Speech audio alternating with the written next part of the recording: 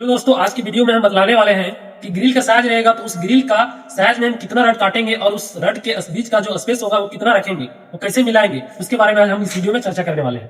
तो चलिए देखते हैं इस ग्रिल का लंबाई पहले देखते हैं। 44.5 है इस ग्रिल का जो लंबाई है, कितना है 44.5 है। तो 44.5 है, उसमें कितना रड कटेगा। तो इसमें रड काटने के लिए अगर जनरल ग्रिल रहेगा तो उसमें 3 से हम भाग दे देंगे। अगर 3 से हम भाग दे रहे हैं तो 14 पॉइंट कुछ आ रहा है, यानी कि 15 के करीब आ रहा है। तो हम 15 रड काट दिए। अब 15 रड काट दिए, अब इसको हम मिलाएंगे कि मिलाने के लिए हम सभी रड को आपस में सटा देंगे। इस प्रकार आपस में हम सटा लेंगे।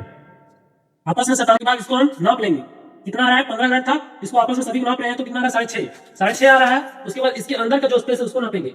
44 इंच में एक सूता कम है, इसके पूरा स्पेस का, और इस रड के जो सटाने के बाद जो रहा है 6.5 इंच, तो 44 इंच एक सूता में हम घटा देंगे 6 इंच, 6.5 इंच को हम घटा देंगे तो हमारे जो बीच में बच रहा है वो स्पेस निकल जाएगा। जब आपस में घटा लीजिएगा तो हमारा आया 34.5। अब 34.5 को हम जितना रड रहेगा उससे एक ज्यादा, कितना, मान लीजिए 15 रड है तो एक उससे ज्यादा 16 से हम भाग दे देंगे। कितना में जो बच रहा था हमको घटाने के बाद, कितना, 34.5 में हम 16 से भाग दे देंगे, जो आएगा उसका बीच का स्पेस हम घटा लिए। 15 रड था, उसके बाद 16 स्पेस हो रहा था, 16 से हम उसको भाग दे दिए। तो भाग देने के बाद हमारा एक स्पेस का जो बीच का डिफरेंट आ रहा है 2.3 आ रहा है, यानी कि 2 इंच 3 सूता आ रहा है। तो हम देखते चलिए 2 इंच 3 सूता लेकर चलते हैं और सभी में आपस में बराबर होता है कि नहीं। वीडियो में बने रहिए, देखिए।